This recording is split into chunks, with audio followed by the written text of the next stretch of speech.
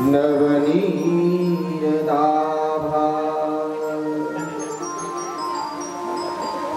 पीताम्बरादरुणबिम्बफलाधरोऽथा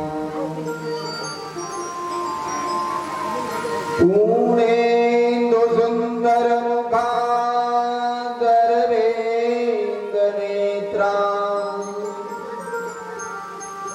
कृष्णात् परं किमपि त्वमहं न जाने। ध्येयं सदा परभवग्नमभीष्टदोहम् तीर्थास्पदं शिवविरञ्चनुतं शरण्यम्। मृत्यान्तिहं प्रणतपालभवाब्धिबोधम् वन्दे महापुरुषते चरणारविन्दम्।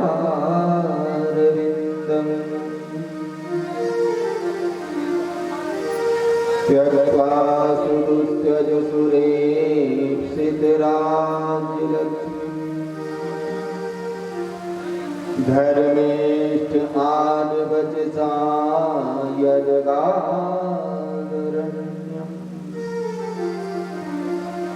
मायामृगङ्गयतयेप्सितमन्वधाम वन्दे महापुरुषते चरणारविन्दम्।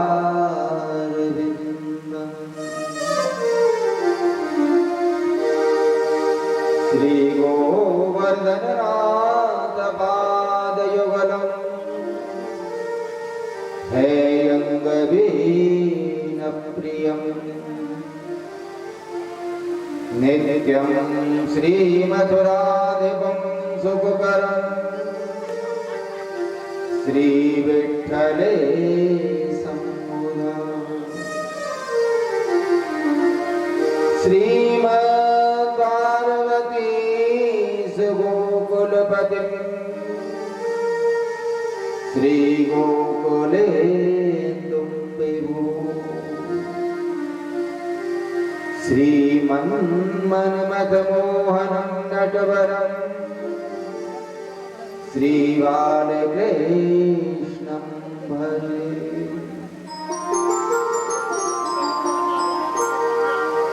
यं प्रव्रजन्तमनपेतमपेतकृत्यं द्वैपायनो विरहकातराजुहाव पुत्रेति तन्मयतया सर्वोहिनेदु तं सर्वभूतहृदयं मुनिमानतोऽस्मि। नारायणं नमस्कृत्य नरं चैव नरोत्तमं देवीं सरस्वतीं व्यासं ततो जयमुदीरये। विघ्नेश्वराय वरदाय सुरप्रियाय लंबोदराय सकलाय जगद्धिताय नारायणाय श्रुतयज्ञविभूषिताय गौरीसुताय गणनाथ नमो नमस्ते। अज्ञानतिमिरान्धस्य ज्ञानाञ्जनशलाकया चक्षुरुन्मीलितं येन तस्मै श्री गुरवे तस्मै श्री गुरवे नमः तस्मै श्री गुरवे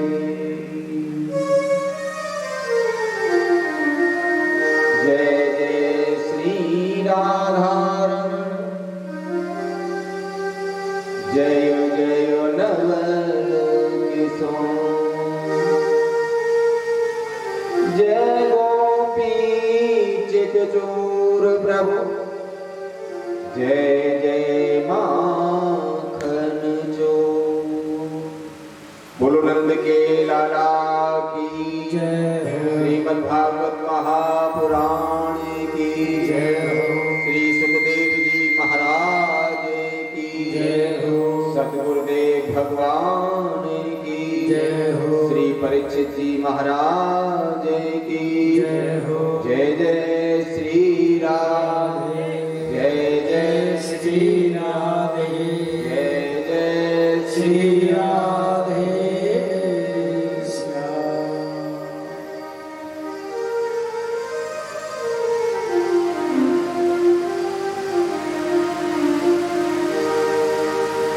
अकारण करुणा वरदाले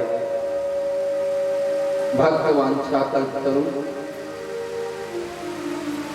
तड़ित पीतांबरधारी बालकृष्ण प्रभु की वाङ्मयी प्रतिमूर्ति श्रीमद् भागवत महापुराण। प्यारे प्रभु प्रेमियों, श्रीमद् भागवत सप्ताह ज्ञान रूपी यज्ञ आज यहाँ जो प्रारंभ हो रहा है, इसके आज प्रथम दिवस के प्रसंगों को हम लोग श्रवण करेंगे। प्रेमियों, हमारे शास्त्र के नियम है, हमारी संस्कृति में कोई भी शुभ काम जब शुरू करते हैं ना, तो सबसे पहले मंगलाचरण करते हैं। और मंगलाचरण इसलिए करते हैं कि जो कार्य हम प्रारंभ कर रहे हैं उसमें कोई विघ्न पैदा ना हो। घर में कोई शादी होता है, विवाह होता है, तो सबसे पहले हम अपने देवी देवताओं का पूजन करते हैं। वो इसीलिए करते हैं जो कार्य हम कर रहे हैं उसमें कोई विघ्न बाधा पैदा ना हो। और तो और महाराज, खेत में यदि बोरिंग भी करते हैं ना पानी की, तो उसमें भी पहले भैरव की पूजा करते हैं। जो ये कार्य हम कर रहे हैं इसमें कोई विघ्न ना हो। कोई काम 2 घंटे का होता है, कोई 4 घंटे का होता है, कोई 1 दिन का होता है, कोई 2 दिन का होता है। प्रेमियों, ये भागवत सप्ताह है ना, ये तो 9 दिन का कार्यक्रम है। इसमें कोई विघ्न पैदा ना हो, इसलिए महाराज सबसे पहले व्यास जी ने, महाराज सुखदेव जी ने इसने वंदना की है। सच्चिदानंद रूपाय विश्वोत्पत्त्यादि हेतवे तापत्रय विनाशाय श्री कृष्णाय वयं नमः। मेरे प्रभु का एक नाम है सच्चिदानंद। सब नाम तो जानते हैं, लेकिन सच्चिदानंद किसे कहते हैं? सत्य, चित और आनंद। प्रेमियों, इन तीनों को मिलाकर के जो बनता है ना, उसे हम सच्चिदानंद कहते हैं। सत्य माने क्या होता है? सत्य माने है अविनाशी, जिसका कभी नाश ना हो उसे हम सत्य कहते हैं। और प्रेमियों, ध्यान रखना, संसार में कोई भी चीज ऐसी नहीं है जिसका नाश ना होता हो। ये अटल सत्य है, जिसका जन्म हुआ है उसकी मृत्यु जरूर होगी, और जिसकी मृत्यु हो गई है उसका जन्म भी अवश्य होगा। लेकिन जिसका जन्म नहीं होता ना, उसकी फिर मृत्यु भी नहीं होगी। वो हमारे जो प्रभु है ना, सत्य माने अविनाशी है, उनका कभी जन्म नहीं होता, और जन्म नहीं होता तो मृत्यु भी नहीं होती। और कैसे हैं? चित। चित माने प्रकाश। संसार में सब लोगों को प्रकाश की आवश्यकता होती है, लेकिन उस परमात्मा को प्रकाश की आवश्यकता नहीं है। क्यों? क्योंकि वो स्वयं प्रकाशवान है। मद्भयाति वातोयं सूर्यो भयति मद्भया सूर्य भी उन्हीं की कृपा से निकलता है, चंद्रमा भी उन्हीं की कृपा से निकलता है प्रेमियों, वायु भी उन्हीं की कृपा से चलती है, वो स्वयं प्रकाशमान है। और तीसरे हैं आनंद, वो आनंद स्वरूप है प्रेमियों। ध्यान रखना, संसार में कहीं आनंद नहीं है, संसार में केवल सुख है। ये हमारा भ्रम है, हम उस सुख को ही आनंद मान लेते हैं। और ध्यान रखना, आज सुख है तो कल दुख जरूर आएगा, और यदि आज दुख है तो कल सुख जरूर आएगा। लेकिन जिसे एक बार आनंद की प्राप्ति हो जाती है ना, आनंद कौन है? तुलसीदास बाबा ने रामायण में लिखा है ना, आनंद स्वरूप प्रभु है। जो आनंद सिंधु सुख राशि, जो आनंद सिंधु सुख राशि, जो आनंद सिंधु सुख राशि, जो आनंद सिंधु सुख राशि, श्री करते त्रिलोक सुखासी, श्री करते त्रिलोक सुखासी। श्री राम जय राम जय जय राम, श्री राम जय राम जय जय राम। वो मेरे प्रभु आनंद है। और ध्यान रखना प्रेमियों, एक बार यदि आनंद की प्राप्ति हो जाती है ना, तो फिर उसे संसार में कभी दुख नहीं मिलता है।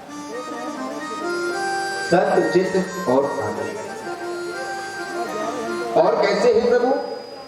विश्वोत्पत्त्यादि हेतवे, इस विश्व को उत्पन्न करते हैं ब्रह्मा के रूप में, प्रेमियों पालन करते हैं भगवान विष्णु के रूप में, और उसका संहार करते हैं भगवान शंकर के रूप में। और कैसे? तापत्रय विनाशाय, तीनों प्रकार के जो ताप है ना, उन तीनों प्रकार के तापों को समन करने वाले प्रभु श्री को हम श्री कृष्णाय वयं नमः, ऐसे श्री कृष्ण को हम प्रेमियों प्रणाम करते हैं। यहाँ भी श्री कृष्णाय वयं नमः, यहाँ व्यासी ने महाराज ने संबोधन किया है। प्रेमी श्री नैमिषारण्य क्षेत्र में 88,000 ऋषि महर्षि बैठे हुए हैं और सत्संग चल रहा है, पुराणों की शास्त्रों की कथाएं चल रही हैं। उन्हीं 88,000 ऋषियों के मध्य में जैसे ही सूत जी महाराज ने प्रवेश किया, सभी लोगों ने खड़े होकर के उनका अभिनंदन किया। और जैसे ही अभिनंदन किया, महाराज सूत जी कहने लगे, ऋषियों आपकी आयु बहुत बड़ी बड़ी है। वहां प्रेमी ऐसे ऐसे ऋषि महात्मा बैठे हैं कि स्वर्ग में एक इंद्र बदल जाते हैं, तब ऋषियों के सिर की एक जटा निकलती है। इतनी लंबी लंबी उनकी आयु है। लेकिन वहां जैसे ही सूत जी महाराज ने खड़े होकर के अभिनंदन किया, सूत जी ने कहा पैसा ना करें। ऋषियों ने कहा, बोले महाराज हम अवस्था में जरूर आपसे बड़े हैं, लेकिन ज्ञान में आप हमसे बहुत बड़े हो।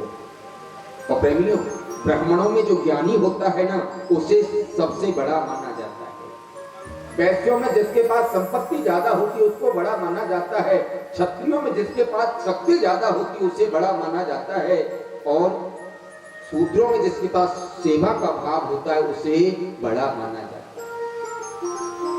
जैसे ही वहां पहुंचे, ऋषियों ने खड़े होकर के अभिनंदन किया और ऋषियों ने कहा, बोले महाराज बहुत अच्छे समय पे आए हो, आप यहाँ आ गए, यहाँ बहुत अच्छा सत्संग चल रहा है, आप आ गए हो तो आप कृपा करके हमें कोई सुंदर सी कथा सुनाओ। कथा? कौन सी कथा? कथाएं तो बहुत प्रकार की होती है। वो कुछ कथाएं ऐसी होती हैं जिसे कराने से घर में सुख शांति होती है, कुछ कथाएं ऐसी होती हैं जिसके कराने से घर में वंश की वृद्धि होती है। कथाएं तो नाना प्रकार की हैं। तो कौन सी कथा सुनना चाहते हैं?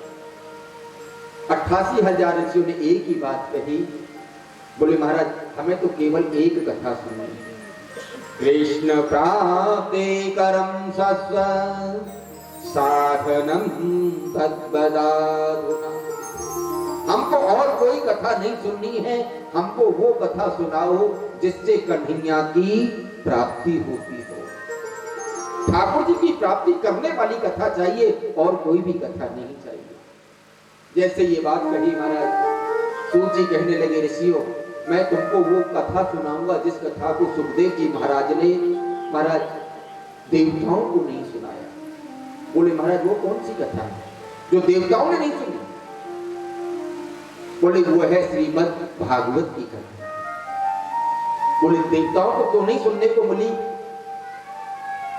वो कहने लगे ऋषियों एक बार जब राजा परीक्षित को 7 दिन में मरने का श्राप लगा, सुखदेव जी महाराज जैसे ही श्रीमद् भागवत कथा कहने के लिए प्रारंभ करने लगे उसी समय स्वर्ग से देवता आ गए, अमृत का कलश लेकर के आए और आकर के सुखदेव जी को प्रणाम करके कहा गुरुजी आप क्या कर रहे हैं? सुखदेव जी ने कहा देवताओं आज के 7वें दिन राजा परीक्षित की तक्षक के द्वारा मृत्यु होगी। तक्षक के द्वारा मृत्यु होगी इसलिए इनकी अधोगति ना हो, इसलिए इनको श्रीमद् भागवत रूपी कथा का अमृत पान करा रहे हैं। जैसे ये कहा हमारा देवताओं ने कहा गुरुजी ऐसे करो, ये हम स्वर्ग से अमृत लेकर के आए हैं, ये आप राजा परीक्षित को पिला दो, ये अमर हो जाएगा और भागवत रूपी जो अमृत है ना उसका पान आप हमें करा देना। जैसे ये बात कही सुखदेव जी ने कहा ये बात हम राजा परीक्षित से पूछेंगे। सुखदेव जी महाराज ने राजा परीक्षित से पूछा परीक्षित ये बताओ तुम भागवत रूपी अमृत का पान करोगे या स्वर्ग के अमृत का पान करोगे? बोले गुरुजी इन दोनों अमृतों में अंतर है क्या? बोले हाँ परीक्षित इन दोनों अमृत में ये अंतर है, हो सकता है स्वर्ग के अमृत को पीने के बाद भी तुम्हारी मृत्यु हो जाए, लेकिन यदि भागवत रूपी अमृत का पान कर लिया तो परीक्षित तुम अजर अमर हो जाओगे। जैसे ये बात कही राजा परीक्षित ने कहा गुरुजी वैसे भी मेरे पास 7 दिन का समय तो है, 7 दिन से पहले तो मेरी मृत्यु नहीं होगी, तो मैं भागवत रूपी अमृत का ही पान करूंगा। और जैसे ये बात कही महाराज सुखदेव जी ने देवताओं को मना कर दिया और देवता यहाँ से सीधे महाराज मृत्यु लोक से सीधे सत्य लोक में ब्रह्मा के पास गए और जाकर के ब्रह्मा जी से कहा हमारा मनुष्य लोक में बहुत अपमान हुआ है, भागवत में ऐसा क्या है?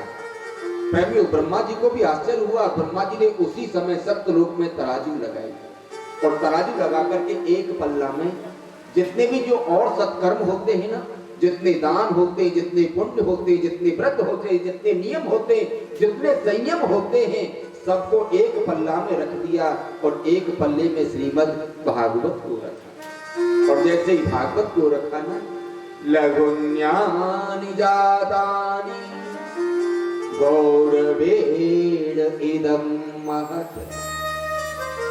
और जो पल्ले में जो कर्म रखे थे महाराज दान पुण्य रखे थे वो पल्ला ऊपर की तरफ चला गया और भागवत का जो पल्ला है ना वो नीचे की तरफ रहा।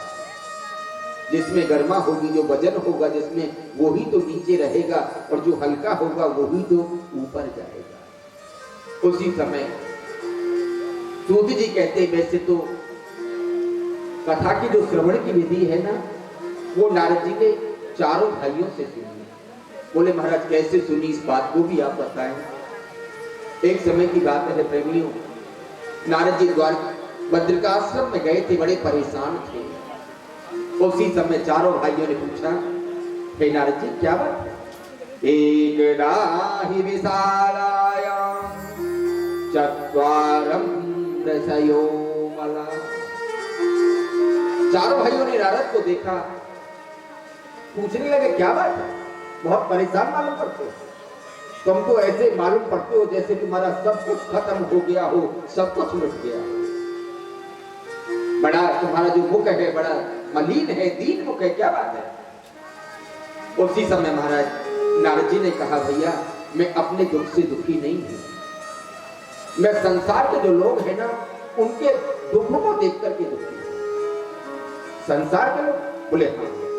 बोले क्या बताऊं भैया,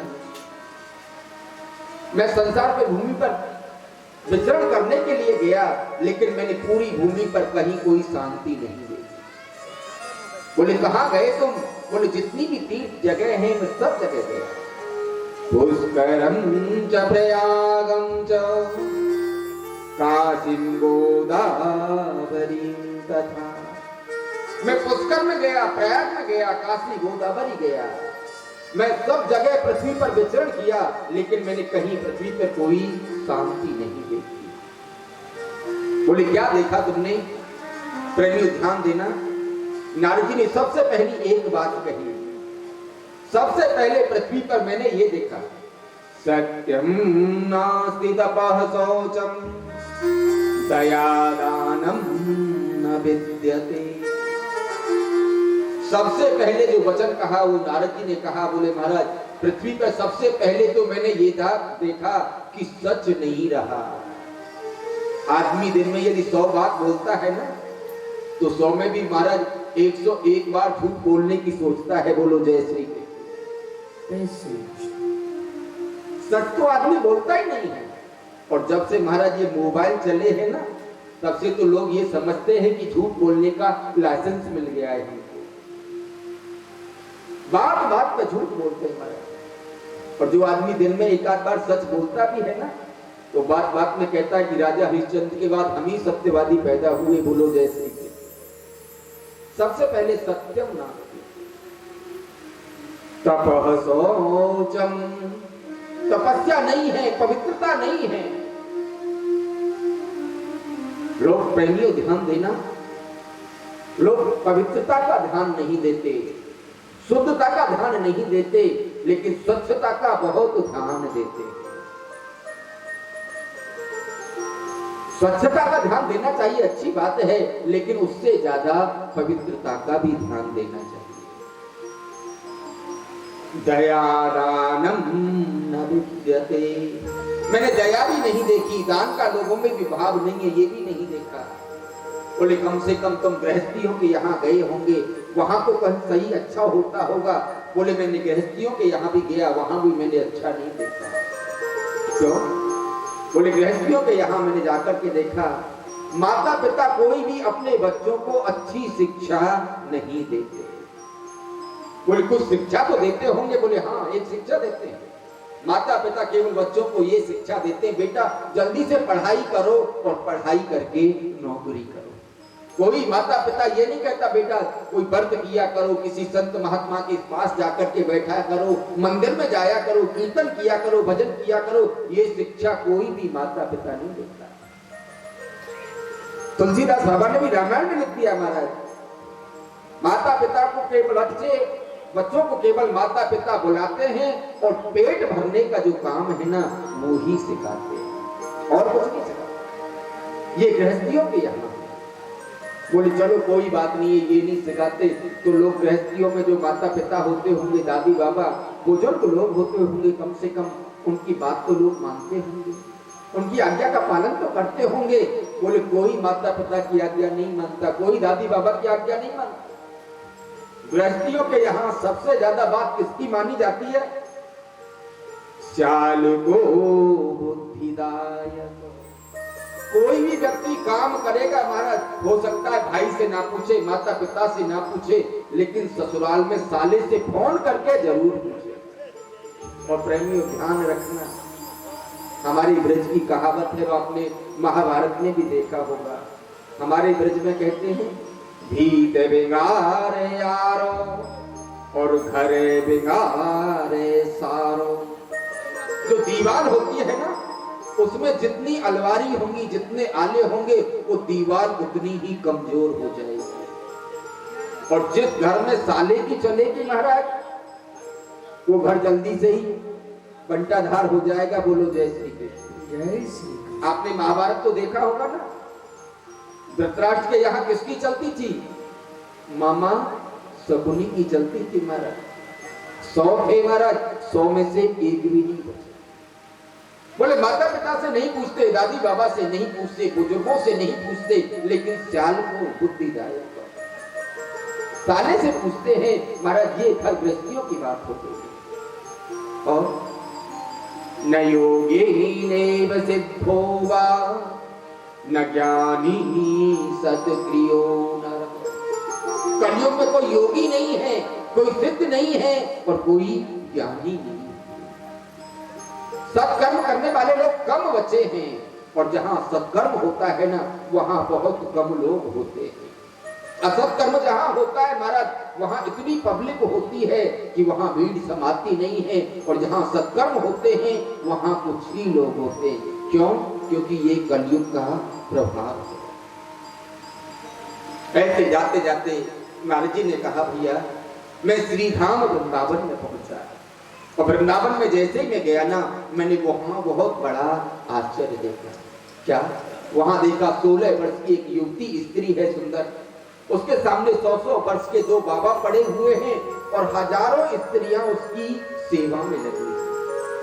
लेकिन फिर भी वो बहुत परेशान है, बड़ी व्याकुल है। जैसे ही मैं वहां से निकल रहा था ना उसने मुझे आवाज लगा दी, भो साधु क्षणं तिष्ठ मच्चिंतामपि नाशय। आवाज लगाई, महाराज जी महाराज जी महाराज जी एक क्षण के लिए रुक जाओ। क्यों? एक क्षण में क्या होगा प्रेमियों, यदि साधु का संग जीवन में संत का संग एक क्षण भी मिल जाता है ना तो पूरा जीवन पवित्र हो जाता है, धन्य हो जाता है। पारस नाम की जो मणि होती है ना एक बार केवल लोहे से टच करा दो वो तुरंत उसको सोना बना देती है। ऐसे जीवन में संत का जो संग है ना एक क्षण भी मिल जाए तो पूरा जीवन संवर जाता है महाराज, पूरा जीवन बदल जाता है। जैसे ही वहां से निकला आवाज लगाई, मैं वहां गया, मैंने जाकर के पूछा देवी तुम कौन हो? ये 100 वर्ष के जो बाबा पड़े हैं तुम्हारे सामने ये कौन है? हजारों स्त्रियां तुम्हारी सेवा में लगी हैं, ये सब कौन है? उस स्त्री ने कहा, बोले महाराज अहम भक्ति छाता एवं मे तनयो मत। बोले महाराज जी मेरा नाम है भक्ति देवी। अच्छा देवी ये बाबा जो 100 साल के पड़े ये कौन है? बोले ये मेरे पुत्र हैं ज्ञान और वैराग्य। देवी तुम्हारी अवस्था तो केवल 16 वर्ष की है और तुम्हारे इन पुत्रों की अवस्था 100 वर्ष की। बोले महाराज जी यही तो एक आश्चर्य की बात है, इसीलिए तो मैंने आपको बुलाया है। भक्ति अपना पूरा परिचय देती है। बोले महाराज जी मैं दक्षिण भारत में उत्पन्न हुई, हमारे जितने भी भक्ति के आचार्य हैं प्रेमियों सब दक्षिण भारत में उत्पन्न हुए। उत्पन्ने द्रवणे साहम वृद्धिम कर्नाटके गता। कर्नाटक में जाकर के मैं वृद्धि हो गई, जवान हो गई, मेरे पुत्र भी बड़े हो गए महाराज। और कर्नाटक से जैसे ही मैं गुजरात में गई ना, गुजरात में जाते जाते मैं भी बुजुर्ग हो गई और मेरे पुत्र भी बुजुर्ग हो गए। लेकिन गुजरात से घूमते घूमते जैसे ही मैं श्रीधाम वृंदावन में प्रवेश किया, मैंने प्रवेश करते ही मैं एकदम युवा हो गई और कहा कि मैं एकदम युवा हो गई महाराज। लेकिन जो मेरे पुत्र हैं ज्ञान और वैराग्य महाराज, इनका जो बुढ़ापा है ना वो वैसा की वैसा बना रहा। अब का कोई ऐसा उपाय बताएं, ऐसा कुछ करें जिससे मेरे पुत्रों का जो बुढ़ापा है ना वो दूर हो जाए। नारद जी ने कहा देवी ये श्रीधाम वृंदावन की महिमा है। धन्यम वृंदावनम तेन भक्ति नृत्यति यत्र च। धन्य है श्रीधाम वृंदावन जहां पर प्रेमियों भक्ति देवी आज भी नृत्य करती है। आप लोग कभी श्रीधाम वृंदावन में गए हो तो आज भी जैसे ही वृंदावन की सीमा में प्रवेश करते हैं ना, सीमा में प्रवेश करते ही महाराज मुख से राधा का नाम जरूर निकलता है। ये ब्रज की महिमा है और ये राधा रानी की महिमा है। इसीलिए कहते हैं बिहारी लाल की। आइए सभी वृंदावन की तरफ, क्योंकि ये भी वृंदावन ही है। क्या ये जहाँ ठाकुर जी की कथा हो, जहाँ ठाकुर जी का वास हो तो सभी भक्त वृंदावन चलेंगे। मैंने चले रे वृंदावन धाम राधे राधे राधे। चले रे वृंदावन धाम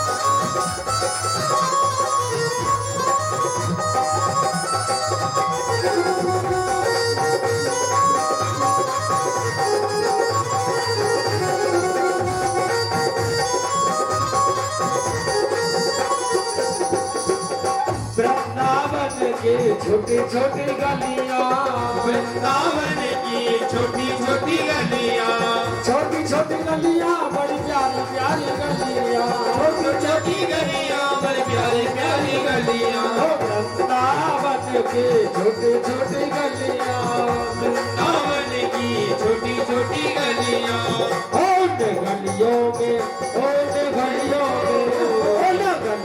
में घूमे राधे श्याम, राधे राधे गाएंगे। चले वृंदावन धाम, राधे राधे गाएं जाओ।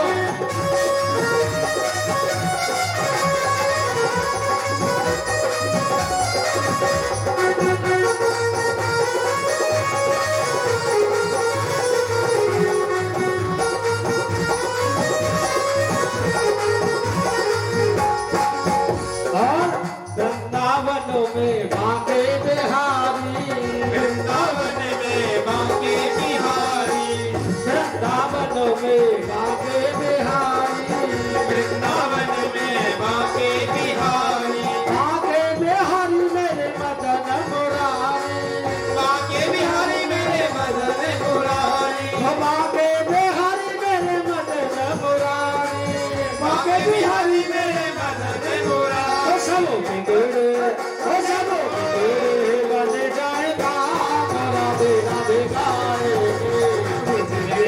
बन जाएगा, राधे राधे गाएंगे, राधे राधे गाएंगे, क्षमा क्षमा गाएंगे, राधे गाएंगे, क्षमा क्षमा गाएंगे, राधे राधे गाएंगे, श्यामा श्यामा गाएंगे। राधे राधे गाएंगे, क्षमा क्षमा गाएंगे। मन चल रे वृंदावन धाम।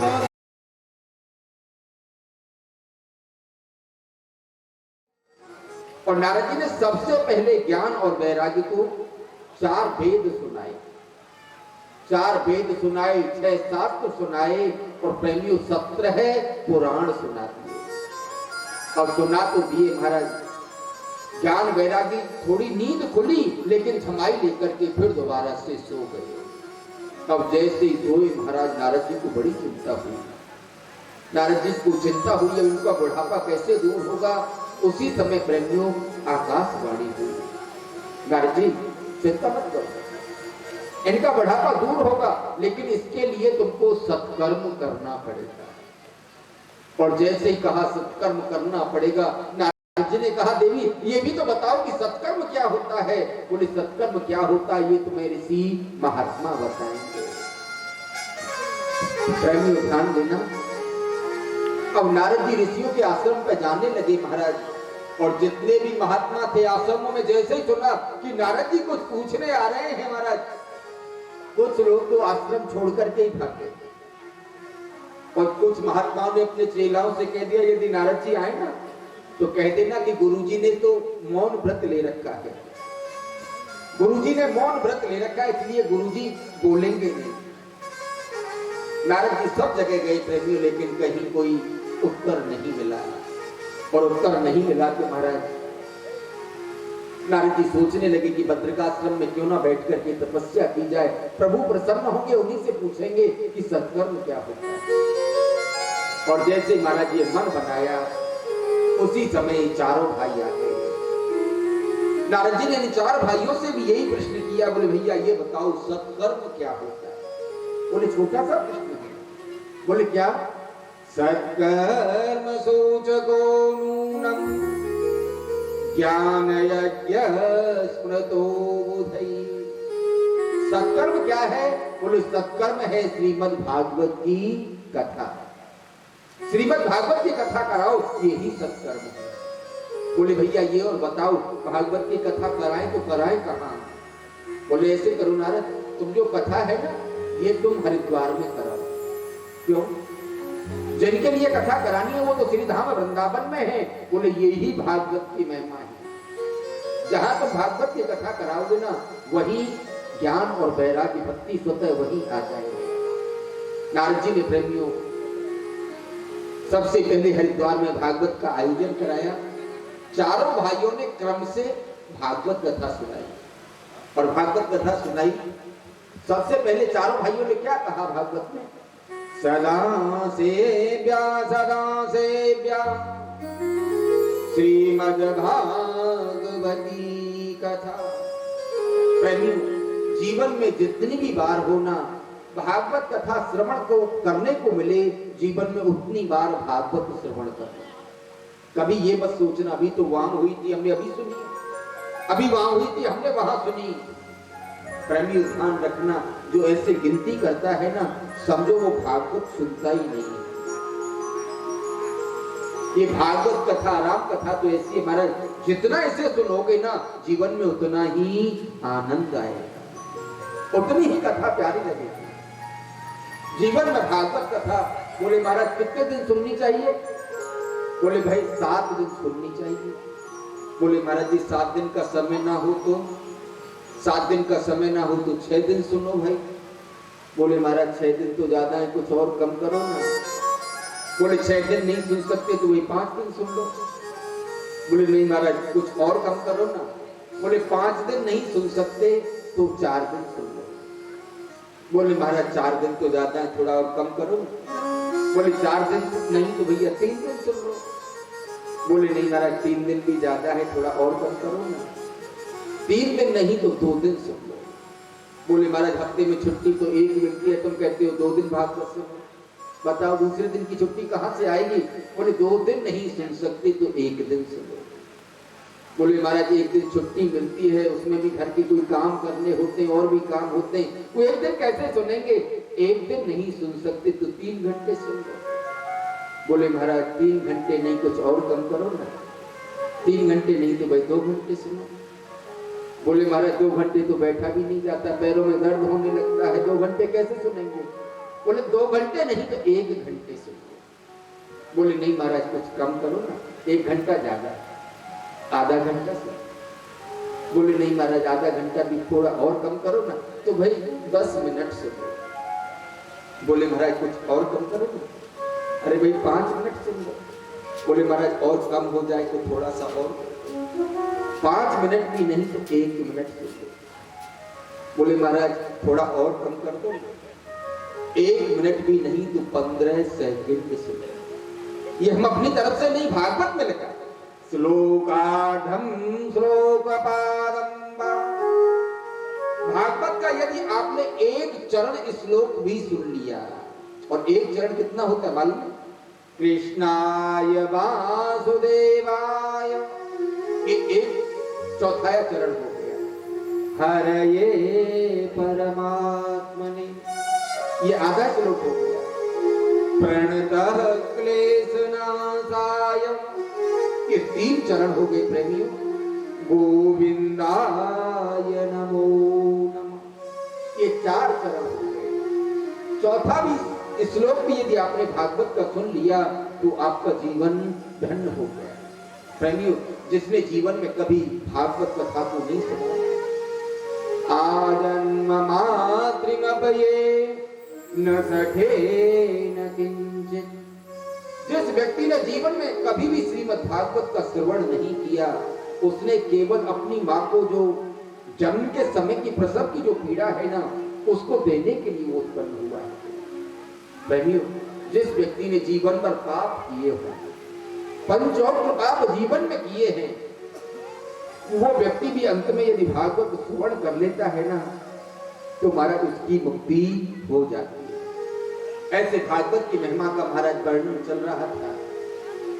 भाग्योदयेन बहुजन समर्जतेन, पर प्रेमी ध्यान रखना, 1 श्लोक में यदि आपको चौथाया भी सुनने को मिलेगा ना, वो 1 जन्म के पुण्य से नहीं मिलेगा। बहुत जन्मों के जब पुण्योदय होते हैं ना, तब श्रीमद् भागवत कथा श्रवण करने को मिलती है। हरिद्वार में श्रीमद् भागवत की कथा चल रही थी, चारों भाई बड़े प्रेम से भागवत कह रहे थे, महाराज नारद जी सुन रहे थे। उसी समय श्री धाम वृंदावन से भक्ति देवी अपने पुत्र ज्ञान और वैराग्य को लेकर के, और हाथ में महाराज कीर्तन मजीरा झांझ मजीरा लेकर के कीर्तन करती हुई श्री धाम वृंदावन से हरिद्वार पहुंच गई। श्री कृष्ण गोविंद हरे मुरारी, नाथ नारायण वासुदेवा। श्री कृष्ण गोविंद हरे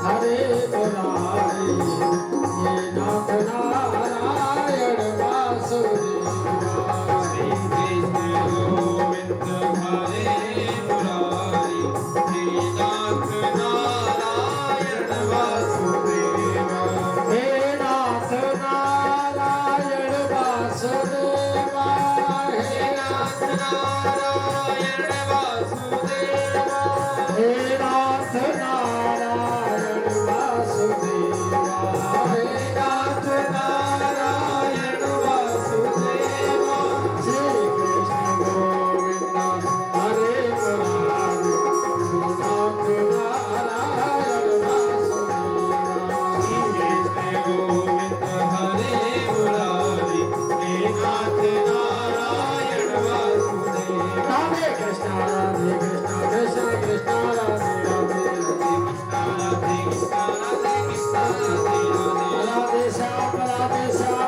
कृष्ण राधे राधे राधे कृष्ण राधे कृष्ण राधे राधे राधे श्याम श्याम श्याम राधे राधे राधे श्याम श्याम श्याम श्याम राधे राधे राधे कृष्ण कृष्ण कृष्ण राधे राधे श्री कृष्ण गोविंद हरे मुरारी हे नाथ नारायण वासुदेवा श्री कृष्ण गोविंद हरे मुरारी हे नाथ नारायण वासुदेवा श्री कृष्ण गोविंद हरे मुरारी हे नाथ नारायण वासुदेवा श्री कृष्ण गोविंद हरे मुरारी हे नाथ नारायण वासुदेवा राधे कृष्ण कृष्ण कृष्ण राधे राधे राधे राधे श्याम श्याम श्याम राधे राधे राधे कृष्ण कृष्ण कृष्ण राधे राधे राधे श्याम राधे श्याम श्याम श्याम राधे राधे श्री कृष्ण गोविंद हरे मुरारी हे नाथ नारायण वासुदेवा श्री कृष्ण गोविंद हरे मुरारी हे नाथ नारायण वासुदेवा कृष्ण हरे कृष्ण नारायण वासुदेवा हरे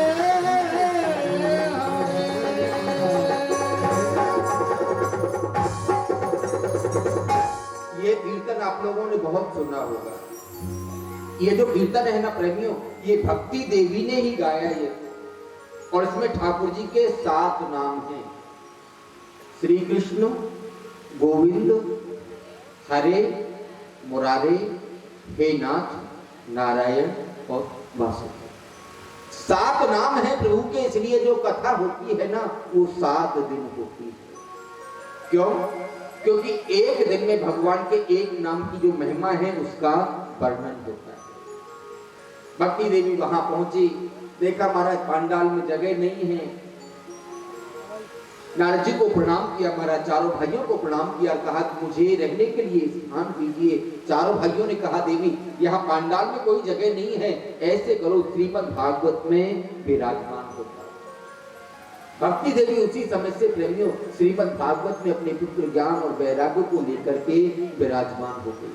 जहां पर भागवत की कथा होगी ना वहां पर भक्ति, ज्ञान और वैराग्य तीनों स्वतः ही वहां पर आ जाते हैं महाराज। इस प्रकार ये भागवत की महिमा है। नारद जी ने चारों भाइयों से कहा, बोल भैया ये तो श्लोक की कथा हो गई, कोई भागवत के विषय में कोई श्लोक की भी कथा आप बताइए। चारों भाई कहने लगे नारद जी, तुंगभद्रा तटे पूर्वम, एक तुंगभद्रा नाम की जो नदी है महाराज, वहां पर एक बहुत सुंदर नगर है। और प्रेमियों उस नगर में पंडित जी रहते हैं जिनका नाम है आत्मदेव। बहुत कर्मकांडी ब्राह्मण है, सत्यनिष्ठ ब्राह्मण है महाराज। त्रिकाल संध्या करने वाले हैं, घर में सब आनंद है, लेकिन घर में एक कमी है। क्या प्रेमी? उनके कोई संतान नहीं है, उनके संतान नहीं है। घर में कोई भी वृक्ष लगाते हैं वो सूख जाता है। घर में गाय लाते हैं, दूध देने वाली लाते हैं, लेकिन घर में आकर के दूध देना बंद कर देते हैं। पंडित जी जितने अच्छे हैं ना उनसे विपरीत उनकी अर्धांगिनी श्रीमती जी है। नाम क्या है मालूम है? नाम है धुंधुली देवी। बोलो जय श्री कृष्ण। जय श्री जोर से बोला करें आप लोग, बोलो जय श्री कृष्ण। नाम है धुंधुली देवी। प्रेमी और ध्यान देना, यदि गृहस्थ जीवन में पति पत्नी एक दूसरे के अनुकूल है ना तो गृहस्थ जीवन में सुख इतना है कि आपको स्वर्ग में नहीं मिलेगा। और गृहस्थ जीवन में यदि पति पत्नी एक दूसरे के प्रतिकूल हैं तो गृहस्थ जीवन में महाराज कष्ट भी इतना है कि आपको नरक में भी नहीं मिलेगा। बोलो जैसे सब कुछ था, लेकिन महाराज पत्नी इतनी कर्कशा मिली महाराज। जब पंडित जी दुखी होते तो कहती कि अच्छी बात थी, यदि एक बेटा हो जाता तो बहुत अच्छी बात, हमारे कोई संतान नहीं, लेकिन अंदर से ये चाहते थे कि हमारे संतान नहीं है, बहुत अच्छी बात। एक दिन की बात है प्रेमियों, संसार के लोगों के तानों को सुन सुनकर के पंडित जी बहुत दुखी हो गए और इतने दुखी हुए महाराज, वो सोचने लगे अपने प्राणों को त्याग देंगे, क्या करना है जीवन का। मरने के लिए पंडित जी आज जंगल में चले गए, घर को छोड़ करके आत्महत्या करने के लिए। जंगल में वहां एक सरोवर था, पानी पिया और पानी पी करके वही एक वृक्ष था, वहां बैठ गए। और उसी समय महाराज सामने से देखा एक संत महात्मा आ रहे थे। संत महात्मा को जैसे ही देखा पंडित जी ने, संत जैसे ही समीप में आए, पंडित जी ने उनको साष्टांग प्रणाम किया और प्रणाम करके महाराज बहुत जोर जोर से पंडित जी रोने लगे। तो बहुत जोर से जब रोने लगे तो उस समय संत को दया आ गई। संत ने पूछा क्यों पंडित जी, क्या बात है, बहुत जोर से क्यों रो? बोले महाराज क्या ब्रमी मेरे से दुखम पूर्व पापे न संचितम। बोले महाराज क्या बताऊं, मेरे कुछ कर्म ऐसे हैं, पूर्व जन्म में मैंने कोई ऐसे पाप कर्म किए हैं जिनका कष्ट मैं इस जन्म में भोग रहा हूं। बोले क्या है बताओ तो सही। बोले बताऊं क्या महाराज, मेरे संतान नहीं, मेरे बेटा नहीं। संत ने समझाया तो क्या हुआ, बेटा होने से क्या होता है? बोले महाराज तुम ही तो कहते हो, संत महात्मा ही कहते, शास्त्रों में लिखा गया है अपुत्रस्य गति नास्ति, कि जिसके पुत्र नहीं होता उसकी सद्गति नहीं होती। तो संत ने कहा क्यों, क्या बेटा होने से स्वर्ग की प्राप्ति हो जाएगी, कोई गारंटी है क्या? यदि बेटा होने से केवल स्वर्ग मिलता हो, वैकुंठ मिलता हो, तो राजा सगर के कितने बेटा हुए? राजा सगर के 60,000 बेटा हुए। प्रेमियों, किसने अपने पिता के लिए स्वर्ग में जाने के लिए कोई सिद्धि बनाई क्या? किसी ने नहीं बनाई। महाराज अंग हुए जिनका ऐसा पुत्र दुराचारी पापी पुत्र पैदा हो गया महाराज, कि महाराज अंग को घर छोड़ करके जंगल में जाना पड़ा।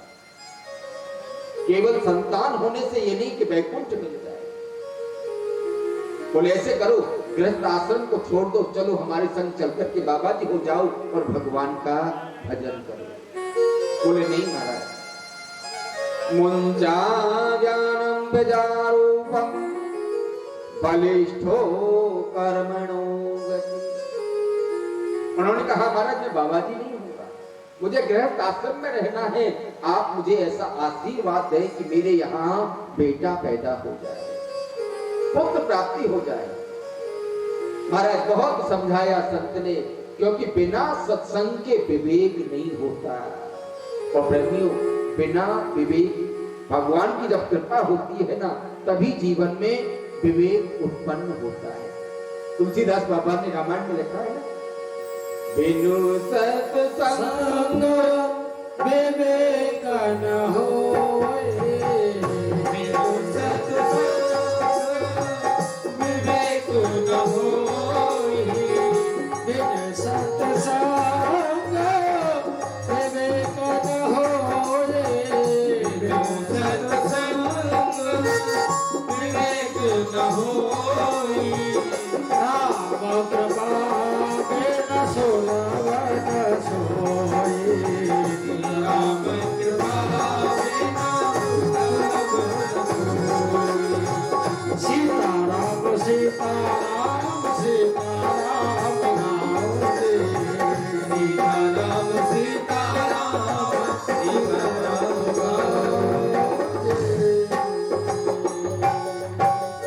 संत ने बहुत समझाया, लेकिन प्रेमियों आत्मदेव की समझ में नहीं आया। संत ने ये भी कहा तुम्हारे एक जन्म नहीं 7 जन्मों तक पुत्र का सुख नहीं है। आत्मदेव नहीं माने तो महाराज संत ने एक झोला में से महाराज एक फल निकाल करके आत्मदेव को दिया, कहा इस फल को जाकर के अपनी घरवाली को खिलाना और 1 साल के नियम है उनका पालन कराना, तो तुम्हारे यहाँ पुत्र प्राप्ति हो जाएगी। संत ने फल दे दिया। महाराज आत्मदेव फल लेकर के घर पे आए और आकर के वो जो फल था ना अपनी घरवाली को दे दिया और कहा देवी इस फल को खाने से हमारे बेटा पैदा होगा। लेकिन संत ने 1 साल के कुछ नियम बताए हैं, उन नियमों का पालन करना होगा। संत तो महाराज फल देकर के कुछ काम आत्मदेव को काम आ गया महाराज। आत्मदेव किसी यजमान के यहाँ चले गए और उनकी जो पत्नी है ना धुंधली देवी, उसने वो फल नहीं खाया। पड़ोस में उसकी एक सहेली रहती थी महाराज। सहेली आई, सहेली के सामने बैठकर के रोने लगी, कहने लगी मेरे पति देव ये फल लेकर के आए और कहा है कि इसके खाने से बेटा होगा। सहेली ने कहा ये तो बहुत अच्छी बात है, तुम्हारे संतान नहीं है, इसको खाने से बेटा हो जाए, इसको खा लो। बोले मैं खा तो लेती, लेकिन संत ने बड़े नियम बताए। बोले क्या? बोले संत ने कहा है कि 1 साल तक दोनों समय स्नान करना है। अब जैसे ही स्नान की बात आई महाराज, वो कहने लगी जब माह का महीना आता है ना, जनवरी जब चलती है, मैं तो पूरे महीने स्नान ही नहीं करती। अब संत ने कहा है कि 1 महीने पूरे 1 साल तक दोनों समय। सहेली ने समझाया कौन सी बड़ी बात है, अरे ठीक है यदि ठंडे पानी से नहीं तो गर्म पानी से कर लो, 1 महीने की बात है। बोले चलो ये बात तो मान लूंगी, ठीक है, लेकिन संत ने ये भी कहा है 1 साल तक झूठ नहीं बोलना। अब बताओ 1 साल तक बिना झूठ बोले मैं कैसे रहूंगी? उसने कहा चलो कोई बात नहीं है, 1 साल की बात तो है, ये कैसे भी नियम निभा लेना। उसने कहा संत ने एक बात और कही है। बोले क्या? संत ने कहा है कि 1 साल तक किसी से लड़ाई झगड़ा मत करना। बोलो जय श्री जय श्री। अब जैसे ही कहा स्त्री से 1 साल तुम व्रत करने को कहो, तुम्हारा वो 1 साल क्या 2 साल व्रत कर ले, लेकिन उससे कहो देवी 1 हफ्ता किसी से लड़ाई झगड़ा नहीं करना है, तुम्हारे कहते ही लड़ाई हो जाएगी। बोलो जैसे बोले 1 साल का नियम बताया कि 1 साल तक लड़ाई झगड़ा नहीं करना। ये कैसे होगा? ऐसा कुतर्क किया प्रेमियों और वो फल नहीं खाया। एक दिन उसकी छोटी बहन उससे मिलने के लिए आई। छोटी बहन को ये बात बताई, जो फल था ना, जो संत ने फल दिया था, छोटी बहन ने घर के बाहर एक गाय बंधी थी जो कभी दूध नहीं देती, कभी बच्चा नहीं देती, जाकर के वो फल उसको खिला दिया। बड़ी बहन कहने लगी फल तुमने खिला दिया, अब मेरे संतान कहां से होगी और तुम्हारे जीजाजी को मैं संतान कहां से दूंगी? छोटी बहन ने कहा बहन चिंता मत करो, तुम्हारे यहाँ धन की कमी नहीं है और मेरे पास संतान की कमी नहीं है।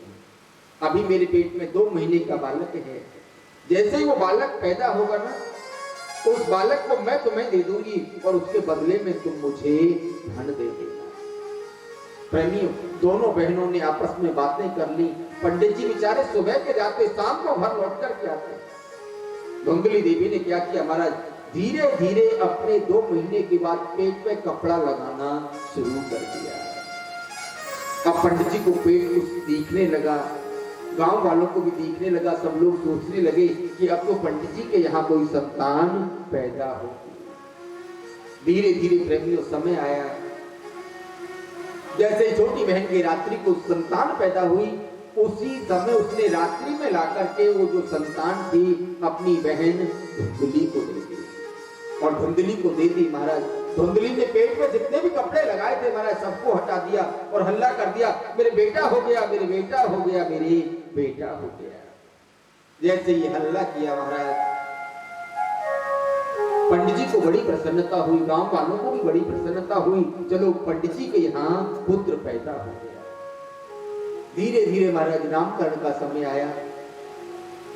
नामकरण का जब समय आया तो पंडित जी ने सोचा हमारा नाम आत्मदेव है, अपने पुत्र का नाम हम परमात्मा देव रखते। अब जैसे वो तैयार हुए, धुंधली ने कहा देखो जी 9 महीने पेट में मैंने रखा है, पैदा मैंने किया है, नाम तुम अपने से मिलता जुलता रखोगे ऐसा नहीं होगा, मैं अपने से मिलता जुलता इसका नाम रखूंगी।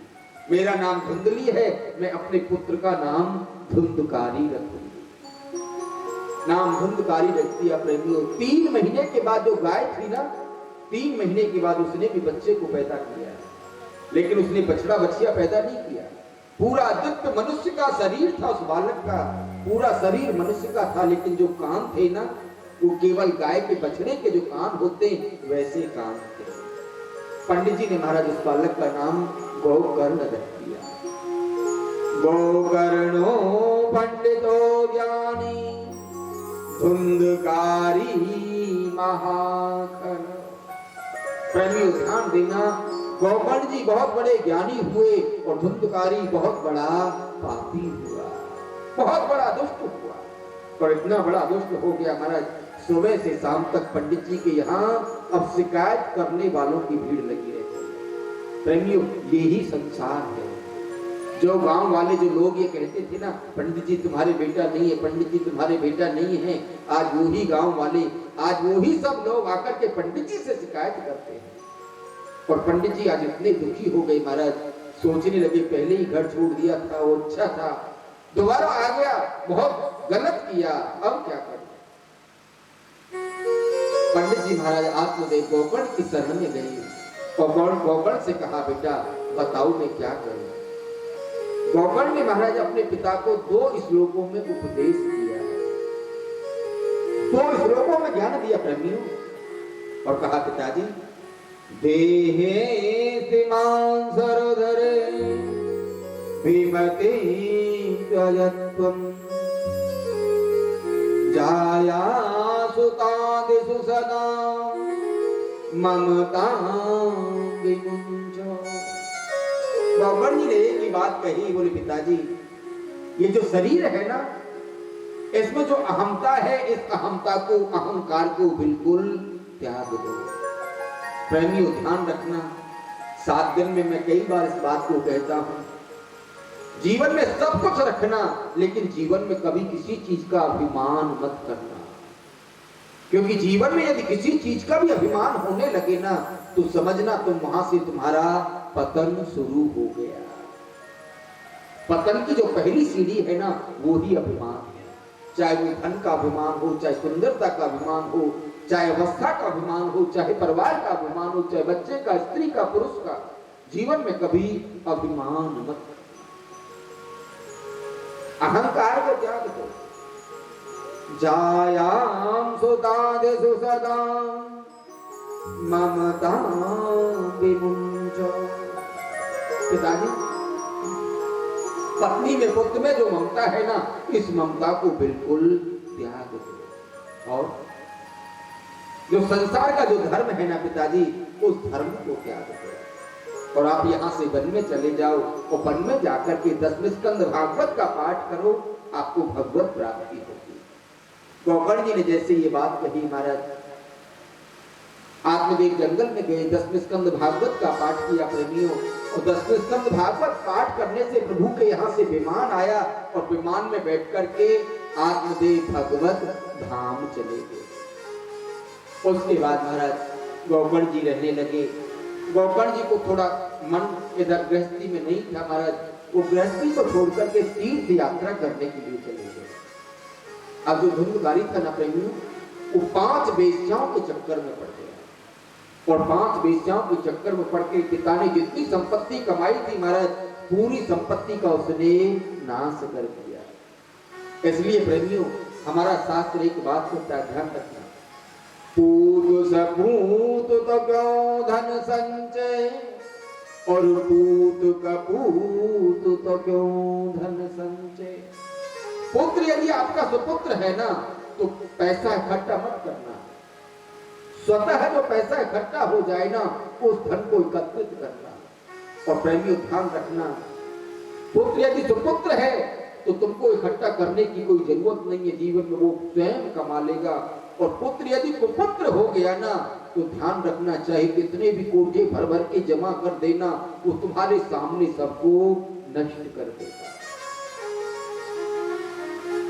आज धुंधकारी ने सब कुछ लुटा दिया महाराज, शाम को मदरा का पान करके आया, माँ से कहने लगा लाओ मुझे धन दो।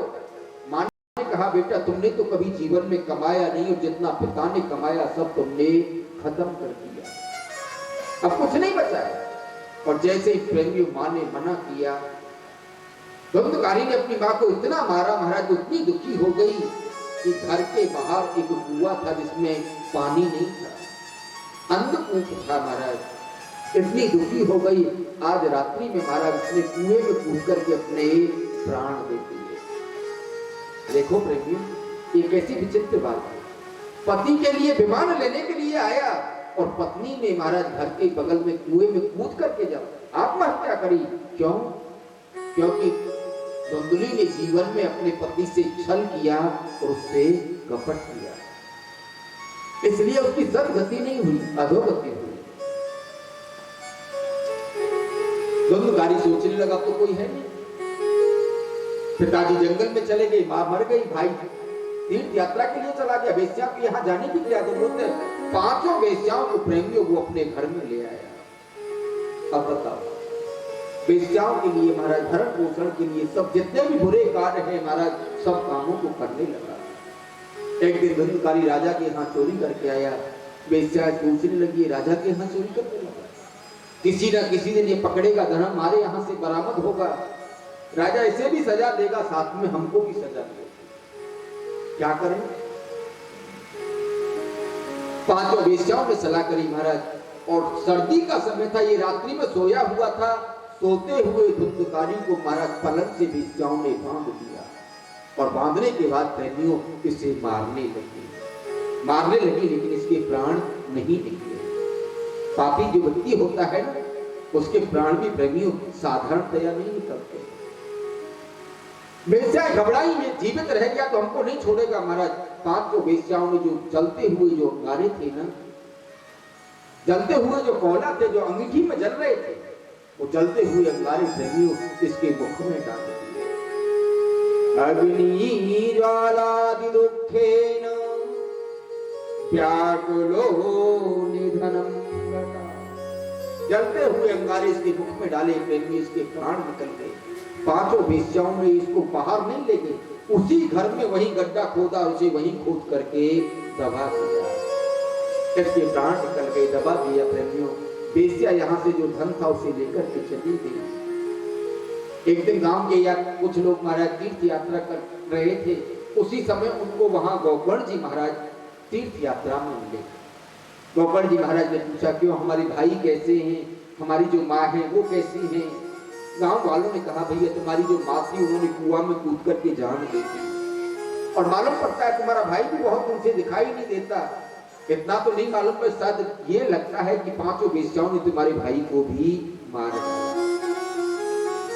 अब गोकर्ण जी महाराज जिस तीर्थ यात्रा में जहां भी जाते प्रेमियों, जिस भी जगह पे जाते वहीं जाकर के अपने पिता के लिए तर्पण करते, अपनी माँ के लिए तर्पण करते और अपने भाई के लिए तर्पण करते। एक दिन की बात है महाराज, गोकर्ण जी महाराज को अपने गांव की याद आई, और गोकर्ण जी महाराज अपनी जन्मभूमि पे आए। जन्मभूमि पे आए महाराज, रात्रि का समय था, सोचने लगे किसको जगाएं, क्या करें, क्यों ना अपने जो पुराना जो मकान है उसी मकान में रात्रि में विश्राम कर लेते हैं और प्रातः काल गांव वालों से मिलेंगे। गोकर्ण जी महाराज जैसे ही प्रेमियों वहां रात्रि में अपने पुराने मकान में रुके, उसी समय रात्रि के अर्धरात्रि थी महाराज, गोकर्ण जी बैठे थे, उसी समय उनके सामने सकल में ससकत हस्ती सकेशो महेशो भवन। उनके सामने कभी कोई हाथी प्रकट होता है, कभी कोई भैंसा प्रकट होता है, कभी कोई अग्नि प्रकट होती है महाराज, कभी कोई गर्दभ प्रकट होता है। गोकर्ण जी सोचने लगे कौन है, कभी हाथी बनता है, कभी अग्नि बनता है, कभी घोड़ा बनता है, कभी भैंसा बनता है। गोकर्ण जी महाराज पूछने लगे, भैया तुम कौन हो? प्रेमियों, बोलना चाहता है लेकिन आवाज मुख में नहीं निकल रही है। गोकर्ण जी समझ गए, बोलना तो चाहता है लेकिन मुख में से आवाज नहीं निकल रही है। महाराज हाथ में जल लिया, जल लेकर के अभिमंत्रित करके जैसे ही छींटे लगाए ये तुरंत बोल पड़ा, अहम भ्राता त्वदीयोऽस्मि धुंधकारी दिनामतो। भैया मैं तुम्हारा भाई धुंधकारी। धुंधकारी तुम इस योनि में पहुंच गए? बोले भैया क्या बताऊं, जीवन में इतने पाप किए, इतने बुरे कर्म किए, उन कर्मों के द्वारा मैं प्रेत बन गया।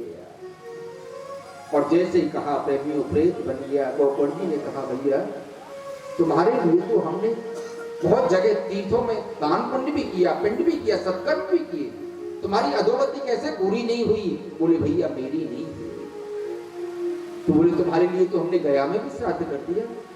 अब जैसे गया श्राद्ध का नाम आया, गौकर्ण जी ने कहा, धुंधकारी तुरंत कहने लगा, भैया तुमने गया में मेरे लिए एक श्राद्ध किया है ना, एक क्या तुम गया में 100 श्राद्ध भी कर दो। गया श्राद्ध सतेना भी मुक्तिर्मे न भविष्यति। भैया तुम गया में 100 श्राद्ध भी करोगे तब भी मेरी मुक्ति नहीं होगी। प्रेमियों ध्यान देना, कुछ लोग ये कहते हैं कि हमने अपने पितरों को गया में श्राद्ध कर दिया। प्रेमियों देखो, ये कथा प्रत्यक्ष में है कि गया में 100 श्राद्ध करने पर भी कभी कभी पितरों की मुक्ति नहीं होती, और हम सोचते हैं कि हमने तो गया कर दी। तो गौकर्ण जी ने धुंधकारी से पूछा, गया में से तुम्हारी मुक्ति नहीं होगी तो ये बताओ तुम्हारी मुक्ति होगी कैसे? बोले, भैया मेरी मुक्ति होगी कैसे ये भी मैं नहीं जानता, लेकिन भैया इस योनि में बहुत दुखी हूं, तुम कैसे भी मुझे इस योनि से मेरा उद्धार करो। गौकर्ण जी ने धुंधकारी से कहा, तुम चले जाओ, प्रातः काल हम तुम्हारी मुक्ति का कोई उपाय देखेंगे। प्रातः काल हुआ महाराज, गौकर्ण जी ने जितने भी विद्वान ब्राह्मण हैं प्रेमियों, सब विद्वान ब्राह्मणों को बुलाया, और ब्राह्मणों को बुलाकर के महाराज उनसे केवल एक प्रश्न किया। गौकर्ण जी ने कहा, बोले विप्रदेव आप शास्त्रों में ये बताइए कि प्रेत की मुक्ति कैसे होगी? ब्राह्मणों ने देखा, ब्राह्मणों ने कहा, बोले महाराज गया में श्राद्ध करने से केवल मुक्ति का वर्णन शास्त्रों में है, इससे भी ऊपर, बोले इससे ऊपर नहीं है। बोले फिर कैसे होगी? बोले ऐसे करो, यदि आपको यदि और कुछ आगे जानना है तो जो सूर्य भगवान है ना, ये प्रत्यक्ष देवता हैं, आप इनसे पूछो। उसी समय महाराज गौकर्ण जी ने सूर्य भगवान को प्रणाम किया, और सूर्य भगवान को प्रणाम करके कहा, बोले महाराज आप ये बताइए कि प्रेत की मुक्ति कैसे होगी? अब सूर्य भगवान का रथ रुक तो सकता नहीं है प्रेमियों, चलते चलते सूर्य भगवान ने कहा, बोले गौकर्ण प्रेत की जो मुक्ति है ना, वो श्रीमद् भागवत की कथा से होगी। और जैसे ही कहा भागवत की कथा से होगी महाराज, उसी समय गौकर्ण जी ने श्रीमद् भागवत कथा का प्रेमियों आयोजन किया, और आयोजन किया महाराज, जितने भी गांव वाले हैं ना, सब कथा सुनने के लिए आए, सब कथा सुनने के लिए आए। जहां जिस पांडाल में कथा हो रही थी ना प्रेमियों, उसी पांडाल में धुंधकारी भी कथा सुनने के लिए आ गया। लेकिन जैसे ही वो कथा बैठकर के सुनने लगा, किसी को दिखाई नहीं दे रहा, लेकिन प्रेमियों जो हवा थी ना, उसे कहीं बैठने नहीं देती, रुकने नहीं देती, वो तुरंत उड़ा देती थी। अब वो यहाँ से वहां बैठे पांडाल में, वहां से वहां बैठे, कहीं जब नहीं जगह मिली तो प्रेमियों उसी पांडाल में 7 ग्रंथि का बांस पड़ा हुआ था। जो प्रेत था धुंधकारी, उस बांस में जाकर के बैठ गया, और वहां बैठकर के उसने 7 दिन नियम से भागवत श्रवण किया। पहले दिन की कथा हुई तो महाराज एक ग्रंथि पटी, दूसरे दिन की कथा में दूसरी ग्रंथि, 7 दिन की कथा जैसे ही पूरी हुई महाराज, बांस की जो 7 ग्रंथियां हैं ना, वो 7 ग्रंथियां हट गई, और जो धुंधकारी था महाराज 7वें दिन दिव्य रूप में प्रकट हो गया। धन्या भागवती वार्ता प्रेत पीड़ा विनाशिनी। माई के सामने खड़ा हो गया, कहा भैया धन्य है श्रीमद् भागवत की कथा, जिसने मुझे प्रेत की जो दुर्गति थी ना, उससे मुझे मुक्ति दे दी। अब महाराज उसी समय प्रभु के यहाँ से विमान आया। भगवान के पार्षदों ने धुंधकारी से कहा, धुंधकारी चलो विमान में बैठो। और जैसे ही कहा विमान में बैठो, गौकर्ण जी ने कहा क्यों भाई? अत्रैव वसन्ति श्रोतारो मम निर्मला। यहाँ हजारों लोगों ने भागवत सुनी है, लेकिन विमान केवल एक व्यक्ति के लिए आया है। ऐसा क्यों? प्रेमी ध्यान देना, कितनी सुंदर बात कही। बोले कथा तो हजारों ने सुनी है, लेकिन मनन केवल एक व्यक्ति ने किया। कथा तो हम भी बहुत सुनते हैं, लेकिन कथा सुनने का मतलब ये है प्रेमियों, आपने जो कथा सुनी है ना, उसे आप अपने जीवन में धारण करो। और एक बात और बताऊं, भागवत श्रवण करने की चीज नहीं है, भागवत सुनने की चीज नहीं है। भागवत रस है, अमृत है, और वो पान करने की चीज है। भागवतम रसमालयम, भागवत है ना, वो श्रवण की नहीं है, क्योंकि हो सकता है श्रवण यदि किसी चीज का तुम करोगे ना, इस कान से आपने सुना वो दूसरे कान से निकल जाएगा। लेकिन किसी भी चीज का यदि पान करोगे ना, तो मन चाहे तुम्हारा कहीं भी हो, लेकिन पान की हुई वस्तु हमेशा पेट में अंदर ही जाएगी। भागवत श्रवण नहीं, भागवत पान करना चाहिए। बोले श्रवण तो सबने किए है, लेकिन मनन केवल धुंधकारी ने किया। दोबारा से महाराज फिर उस दिन के बाद दोबारा से फिर भागवत का आयोजन गोकर्ण जी महाराज ने किया। जितने गांव के लोग थे महाराज, सबके लिए भगवत धाम से विमान आया। और प्रेमियों, यहाँ भागवत के 5वें अध्याय के अंतिम श्लोक में लिखा है, जिसके पितृ अप्रसन्न हो, असंतुष्ट हो, श्राद्धे प्रयुक्तम प्रतिगृह्यति मावहि। श्राद्ध पक्ष जो होता है ना, 15-16 दिन का जो श्राद्ध पक्ष चलता है, पितरों के निमित्त यदि भागवत उस पक्ष में भी कराई जाए तो सबसे उत्तम मानी गई। ये भागवत के नियम हैं। पूरे भागवत के और क्या क्या नियम हैं प्रेमियों? सबसे पहले तो भागवत कराने का मन होना, तो सबसे पहले तो भागवत का मुहूर्त निकलवाना चाहिए। ज्योतिषी ब्राह्मण के द्वारा भागवत का पहले मुहूर्त निकलवाएं, उसके बाद महाराज चिट्ठी पत्री बनवाएं।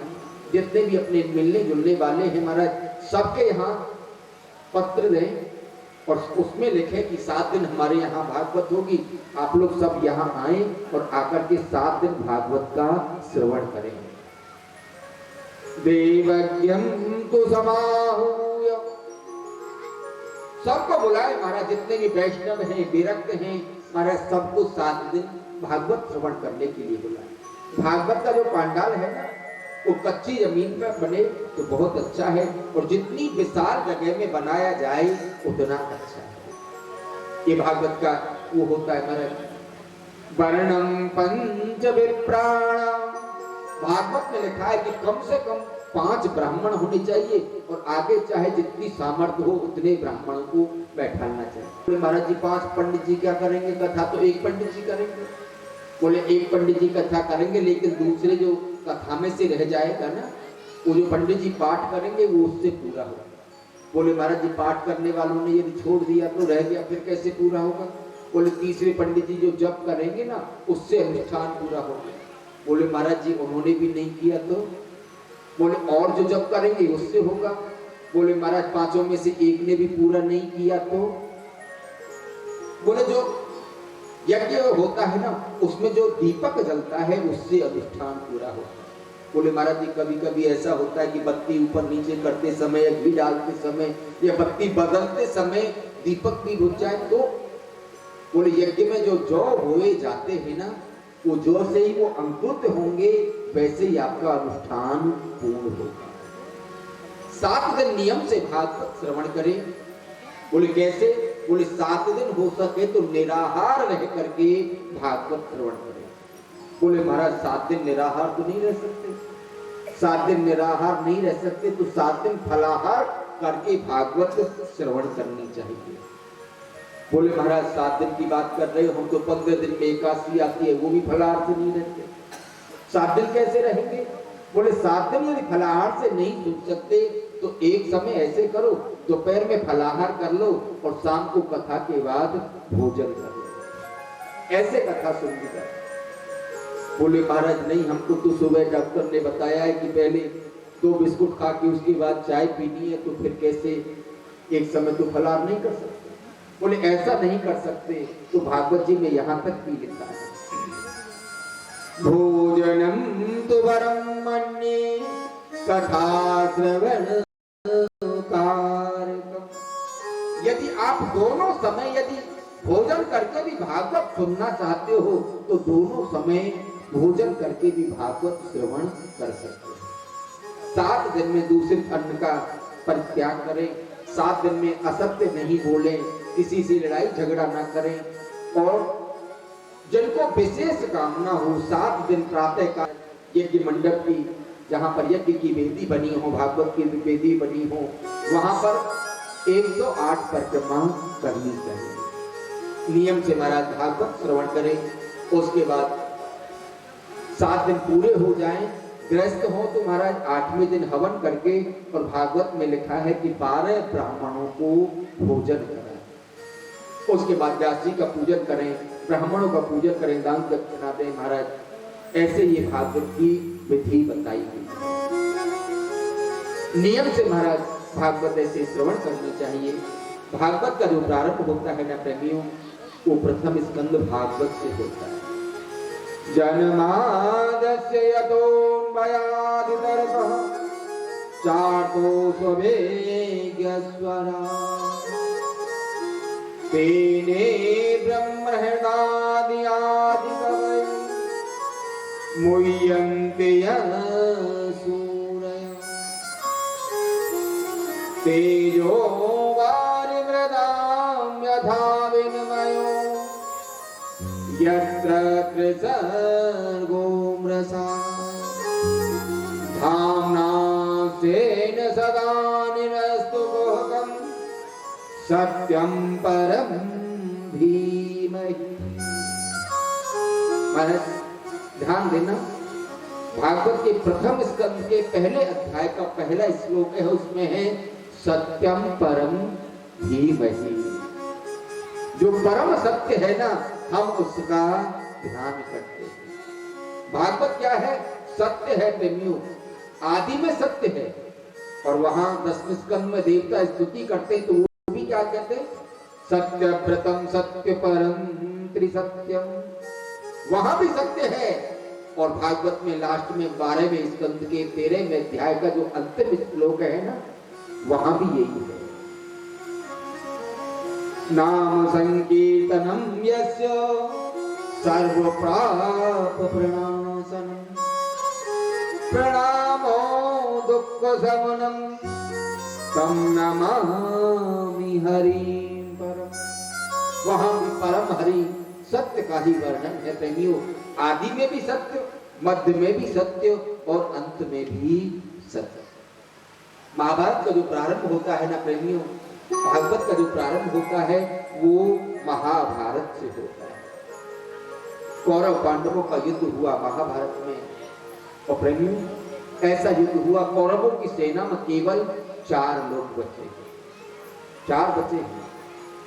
गुरु कृपाचार्य हैं, अश्वत्थामा हैं, कृतवर्मा हैं और दुर्योधन। आज दुर्योधन का और भीमसेन का गदा युद्ध हुआ। और युद्ध ऐसा हुआ महाराज, भीमसेन ने ऐसी गदा का प्रहार किया कि दुर्योधन की जंघा टूट गई और दुर्योधन प्रेमियों रणभूमि में पड़ा हुआ। दुर्योधन ने महाराज वही अश्वत्थामा को, गुरु पुत्र को सेनापति बना दिया। उसी समय अश्वत्थामा ने दुर्योधन से कहा, मित्र ये बताओ मैं तुम्हें क्या दूं? प्रेमियों जैसे ही कहा क्या दूं, उसी समय दुर्योधन ने कहा, मित्र यदि देना चाहते हो ना तो एक चीज दे दो। क्या? जो 5 पांडवों के सिर लाकर के तुम मुझे दे दो। अब जैसे ये बात कही, अश्वत्थामा सोचने लगा, हमारी 11 अक्षौणी सेना और पांडवों की 7 अक्षौणी। 11 अक्षौणी सेना में इतने इतने बड़े योद्धा थे, वो एक भी पांडव को नहीं मार पाए। और अब तो हम केवल 3 बचे हैं। लेकिन मित्र, मैं वादा तो नहीं करता, वचन तो नहीं देता, लेकिन तुमने जो मांगा है उसे देने का प्रयास मैं जरूर करूंगा। प्रेमियों ध्यान देना, आज रात्रि का समय था। कृतवर्मा, कृपाचार्य और अश्वत्थामा तीनों एक वृक्ष के नीचे बैठे थे, कुछ मंत्रणा कर रहे थे। उसी समय देखा महाराज, वृक्ष के ऊपर से जो कौवे हैं ना, वो मर करके नीचे गिर रहे थे। अश्वत्थामा ने अपने मामा कृपाचार्य से कहा, मामा जी ये रात्रि में, इतनी रात्रि में, और ये कौवे नीचे मर मर करके गिर रहे हैं, कौन मार रहा है इनको? कृपाचार्य ने बताया, बेटा इन कौवों को रात में नहीं दिखता और उल्लुओं को दिन में नहीं दिखता। ये जो कौवे हैं ना, दिन में उल्लुओं को मारते हैं, रात में इनको नहीं दिखता, उल्लुओं को दिखाई देता है, इसलिए रात्रि में उल्लू इन कौवों को मारते हैं। जैसे ये बात कही अश्वत्थामा सोचने लगा, दिन में तो हम पांडवों को कोई आया तो क्या बात है, क्यों ना पांडवों को रात्रि में सोते हुए पांडवों को मैं आज मार डालूं। ऐसा मन करके प्रेमियों पांडवों को मारने के लिए हाथ में तलवार लेकर के अश्वत्थामा चला। पांडवों का शिविर जहां पांचों पांडव सोए थे, पांचों पांडवों के बेटे भी सोए थे। अर्धरात्रि हो गई महाराज, पांचों पांडव सो रहे। अर्धरात्रि को जैसे ही अर्जुन की नींद खुली, सामने देखा मेरे प्रभु बैठे हुए।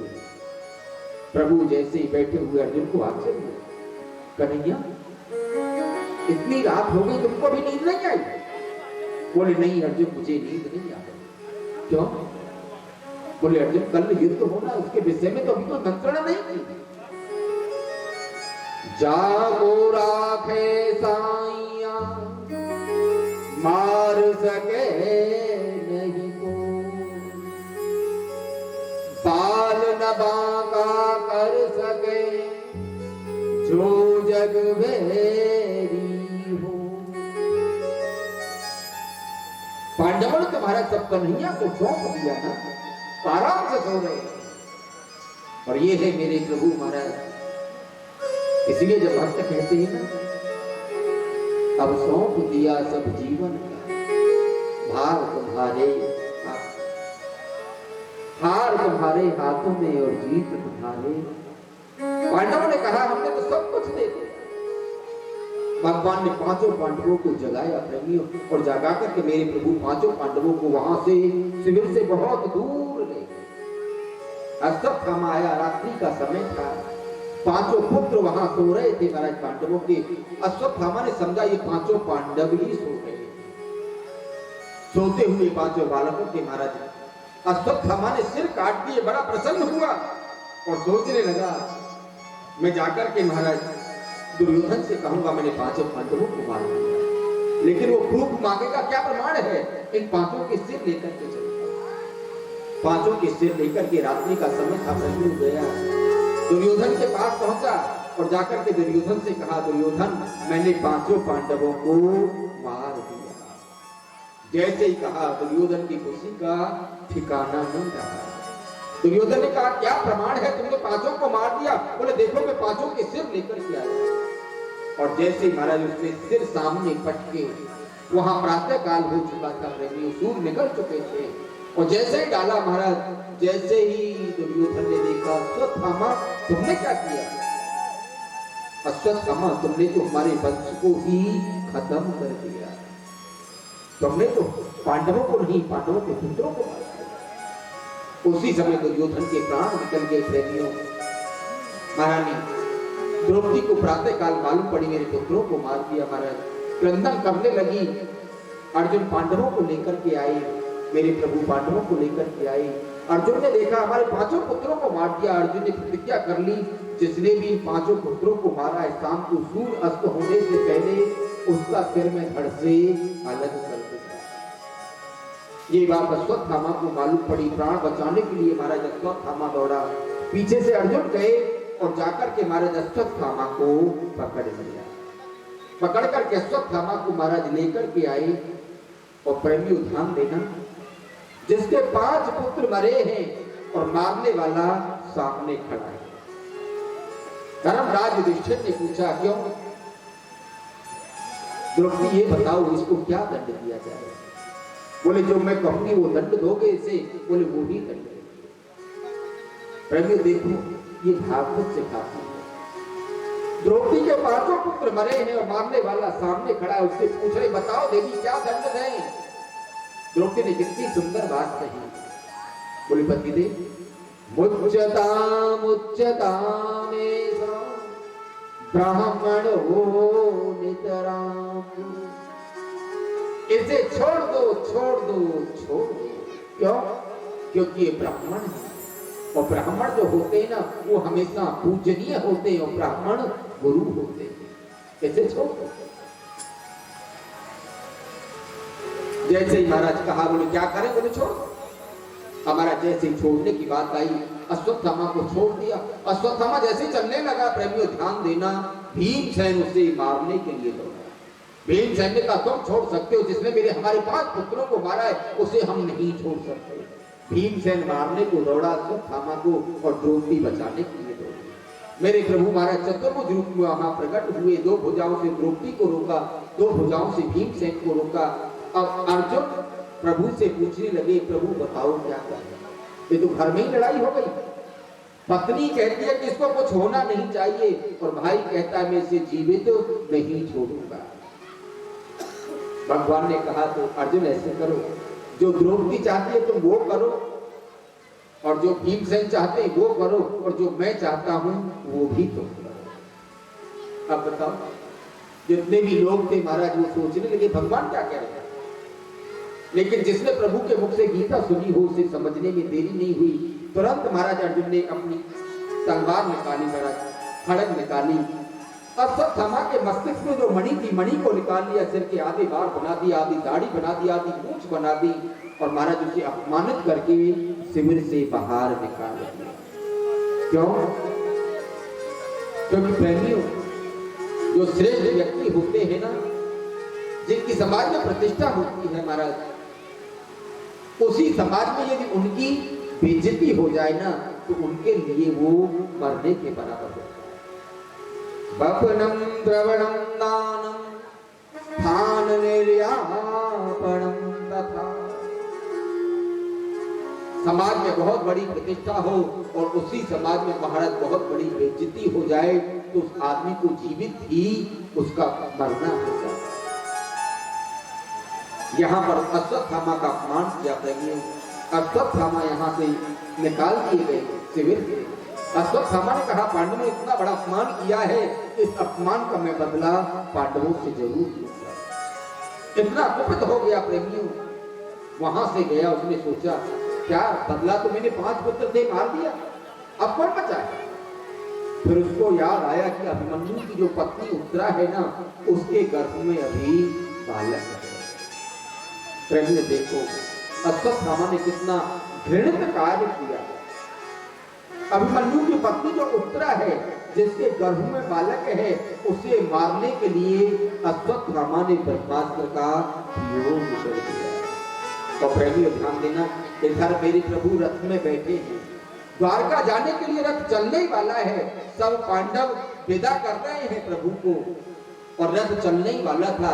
इस सामने से देखा महाराज उत्तरा रोती हुई दौड़ी दौड़ी प्रभु की तरफ आ गई। पाहि पाहि महायोग देव देव जगत। प्रभु मेरी रक्षा करो, प्रभु मेरी रक्षा करो, प्रभु मेरी रक्षा करो। और जैसे उत्तरा प्रभु के समीप, रथ के समीप में आई, भगवान ने कहा उत्तरा क्या बात है। बोले महाराज ये ब्रह्मास्त्र आ रहा है ना, ये मुझे मार डालो। प्रभु ने कहा उत्तरा तुम्हारे पति तो जीवित नहीं रहे, वैसे जीवन है, तुम क्या करोगी जिंदा रहकर, ये आ रहा है इसको मारने दो ना। उत्तरा ने बहुत सुंदर बात कही, प्रभु कामं दहतु मां नाथो मामे गर्भनिपात्यता।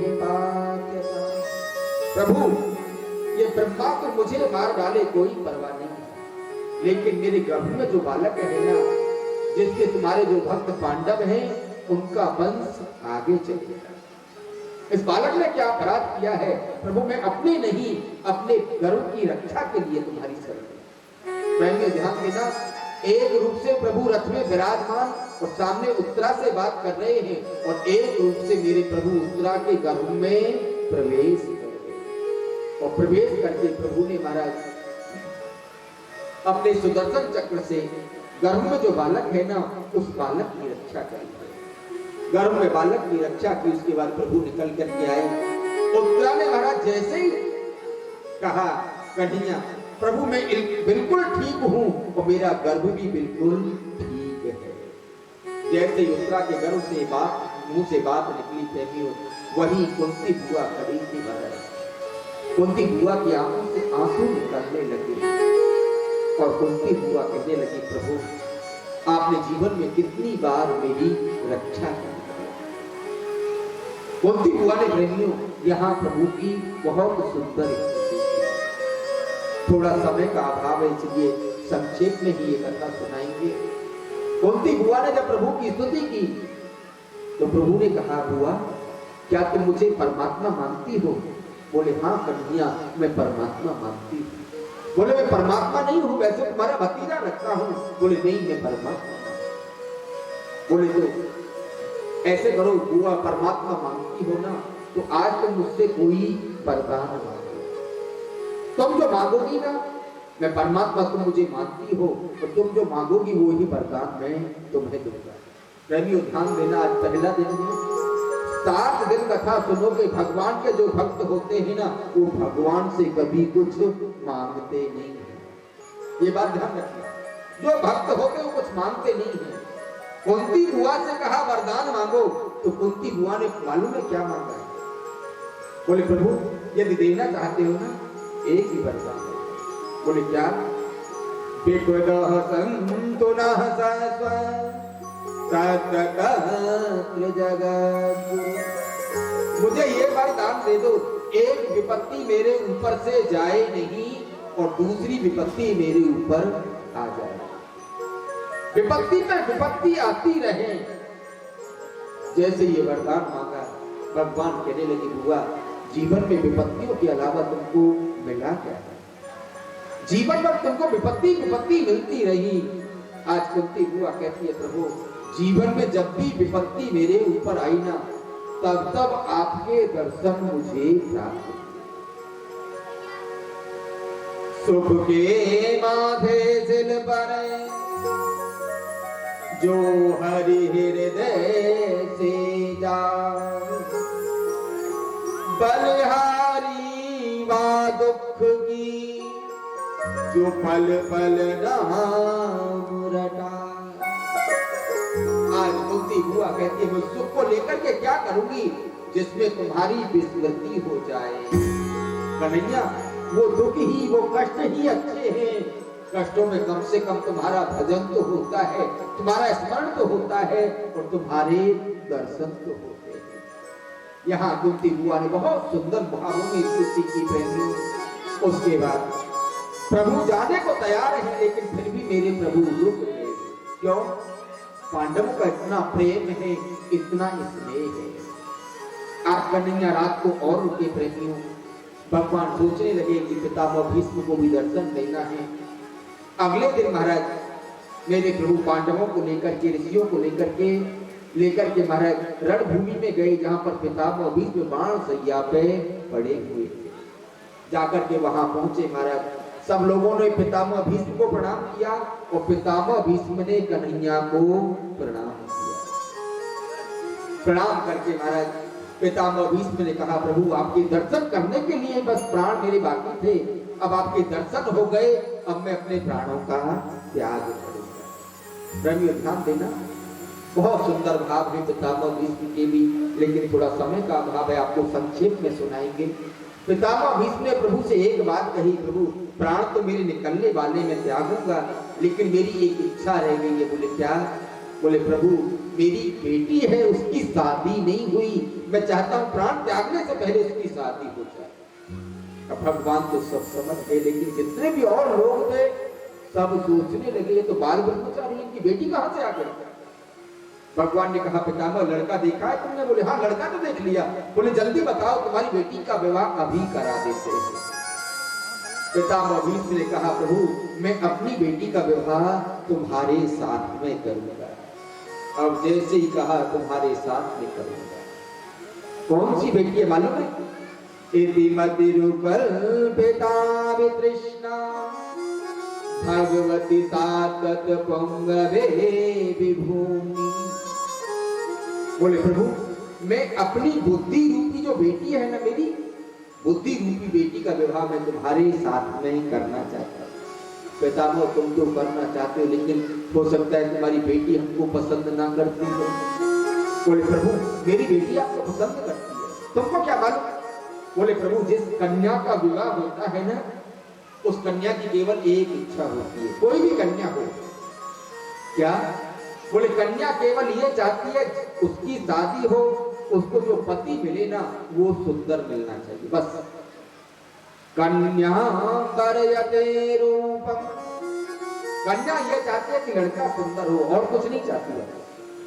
बोली कन्या ये लड़का चाहती है तो कन्या की माँ भी तो कुछ चाहती होगी, जिसने पाला पोसा है, पैदा किया है, 20 साल तक रखा।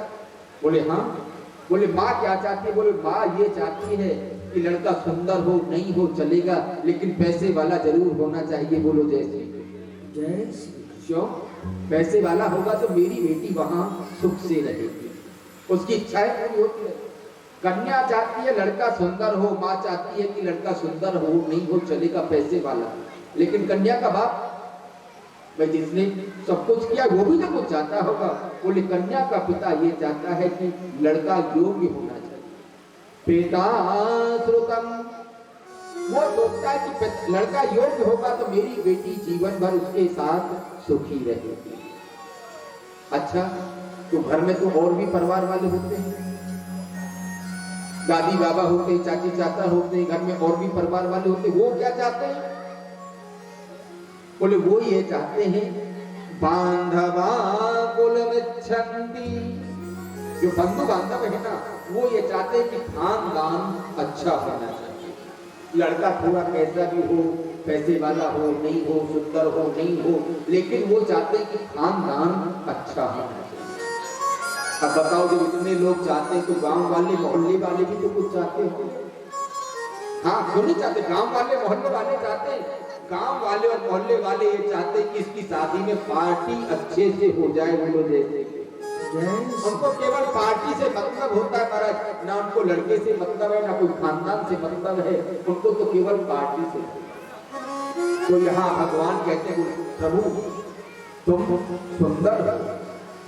भगवान ने कहा बताओ लड़का देखने में सुंदर हो लेकिन दिमाग से कमजोर हो तो क्या कोई लड़की उसको पसंद करेगी?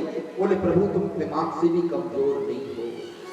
तुमको याद है ना, महाभारत शुरू होने से पहले मेरे कन्हैया ने प्रतिज्ञा की थी प्रेमियों, यदि एक बाप का बेटा होगा तो महाभारत में युद्ध में पूरे में अस्त्र शस्त्र नहीं उठाऊंगा। भगवान ने प्रतिज्ञा करी थी महाभारत में अस्त्र शस्त्र नहीं उठाऊंगा, और एक तरफ मैं रहूंगा और एक तरफ मेरी नारायणी सेना रहेगी चतुरंगी। दुर्योधन ने महाराज चतुरंगी नारायणी सेना ले ली और पांडवों की तरफ मेरे कन्हैया आ गए। ध्यान देना, एक दिन पितामह भीष्म को ये बात मालूम पड़ गई कि कन्हैया ने कसम खाई है कि मैं अस्त्र शस्त्र नहीं उठाऊंगा। आज प्रातः काल का युद्ध हुआ।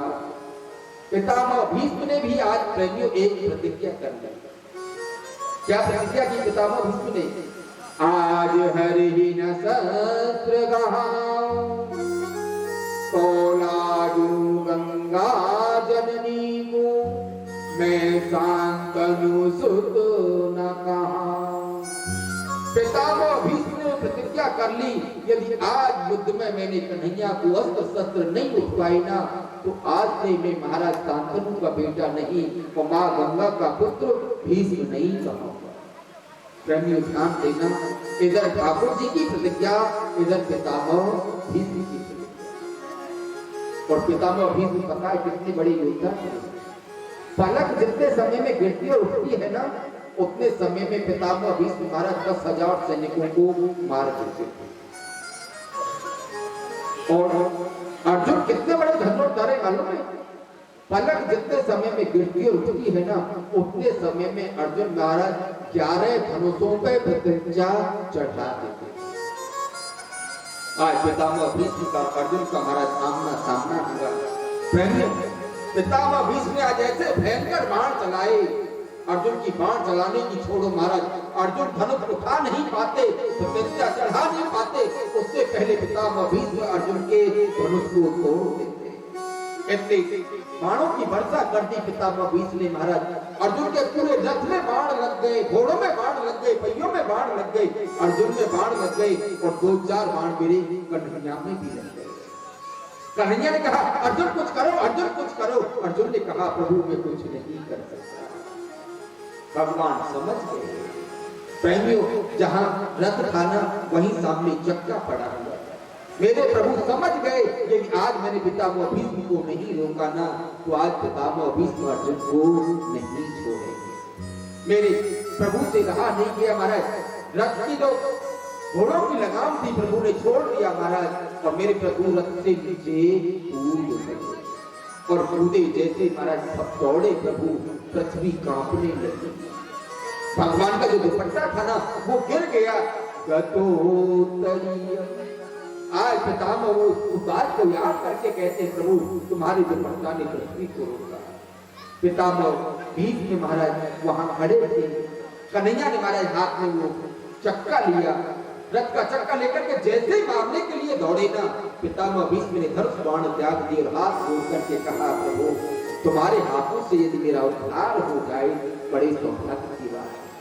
अब जैसे पितामह भीष्म हाथ जोड़ करके प्रभु के सामने खड़े हुए, प्रभु मुस्कुरा गए और पितामह भीष्म भी मुस्कुरा गए।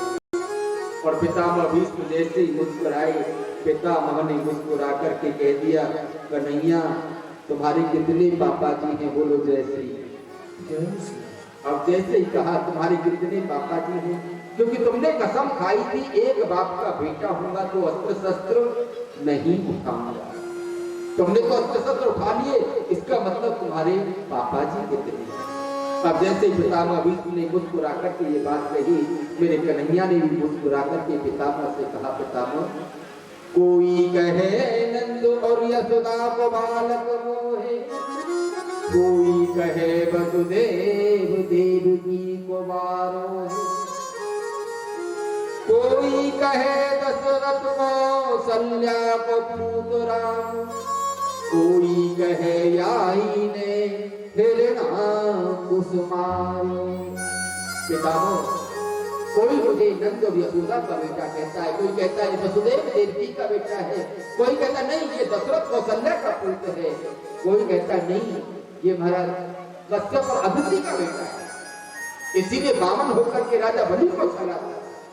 हो तो यदि एक बाप को ले तो नामे अस्त्र हाथ, मेरे तो अनेक बाप या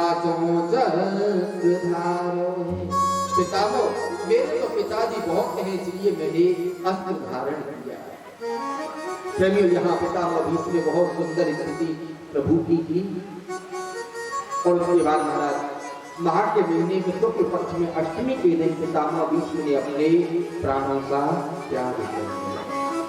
उसके बाद मेरे प्रभु चले गए महाराज यहाँ से द्वारका चले गए प्रभु। पीछे से गर्भ उत्तरा के गर्भ से बालक का जन्म हुआ। ब्राह्मणों ने आकर के उसका नाम प्रभु विष्णु रात रख दिया। विष्णु रात रख दिया महाराज। आज की कथा का प्रभु यही विश्राम है।